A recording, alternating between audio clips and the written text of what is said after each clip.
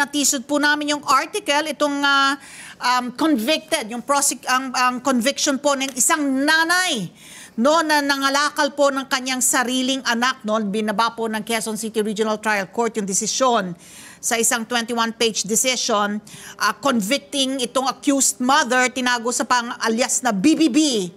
Abay habang buhay na pagkabilang ko, life imprisonment yung hatol sa kanya, may multang 2 milyong piso dahil nga sa paglabag niya dito sa anti-OSAEC, no? Online Sexual Abuse, Exploitation of Children, pati na rin yung CSAM, Anti-Child Sexual Abuse or Exploitation Materials. I don't know kung makikwento mo sa amin, Yusek, yung facts of the case, which led to the arrest na rin nitong kung paano pong natunto nito because ang ito ba nag-ugat sa isang report ng Federal Bureau of Investigation ng Estados Unidos kaya siya natunton? Tama yun, Papi, no? Yun naman ang naging template na natin sa mga ganitong kaso na kadalasan meron tayong foreign counterpart sa alagad ng batas na may ma-arresto doong pedophile. Tapos may kita nila doon sa computer niya merong may mga sisain, no? May mga child sexual abuse exploitation material na may trace sa Pilipinas. Kaya sila naman, i-abisyon nila tayo na may ganito at yung mga pulis natin dito ay magko-conduct ng operation upang hanapin yung magulang o kung sino man na nagbuyod na sa bata na i-produce yung sisain na yun. I'm just curious, Yusek, if you can share the other details. Like how old was the child or children? Tapos, without being too graphic about it, no, ano yung pinapagawa nung nanay sa anak niya? Yung age ng mga bata, parang wag na muna natin i-share, no, as much as possible. Galangin natin yung privacy nila, no? But yun kung pinapagawa sa kanila, live streaming.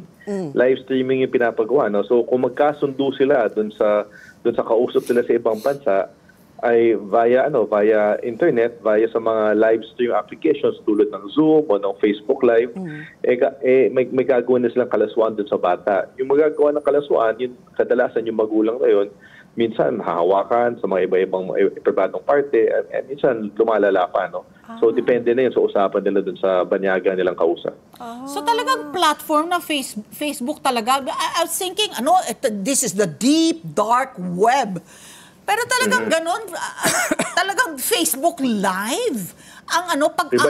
Curious ako dun sa kung paano nilang inaalo kasi natalakay na namin ito previously na merong na parang cottage industry na ito hindi ba na sinabi nga itong Pilipinas, the world's biggest producer of content related to OSAEC, no? Online Sexual Abuse and Exploitation of Children.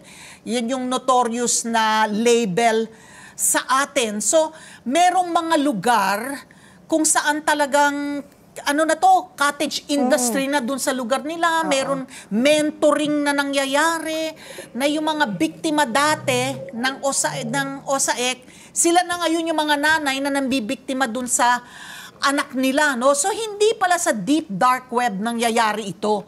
Yusek, no? Yung alam nila kung saan ang plataforma na gagamitin nila para i-alok. Mostly sa foreigners, mostly sa dayuhan.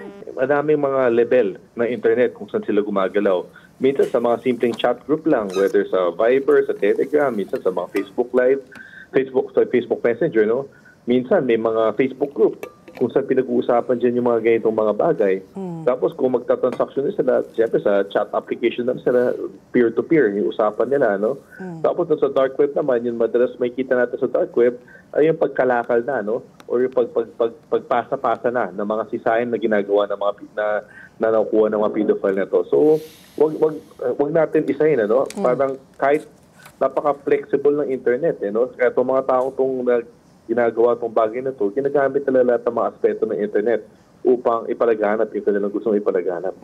Kaya ang hirap din nila matuntun, no? Ang daming pwede na mga lakal sila ng ganyan. So, Yusek, itong pinatawan ninyo ng 2 million, no? 2 million po ang kailangan bayaran ng nanay. Again, can you share how long has she been doing this? Is it a very profitable cottage industry na kakayanin ba niya itong bayaran, itong 2 million? Okay. Depende na yan sa tao, no, kung profitable yan. Para sa mga pamilya na pumapasok sa ganitong gawain, yung kinikita nila, no, na kadalasan mga 500, kung simpleng litrato lang, minsan umabot ng libo-libo kung may mga ginagawa na sa mga bata. Para sa kanila, nakakatulong na sa mga pangangailangan nila yan. Pero sa ganito, no, yung 2 bilyon na fine ng nanay, tingin namin, hindi na kami masyado umaasa na makokolekta talaga yan doon sa nanay dahil kaya nga niya pinasok to dahil kailangan niya ng pera, no? Let's get together. Sunday 25. Sunday 25.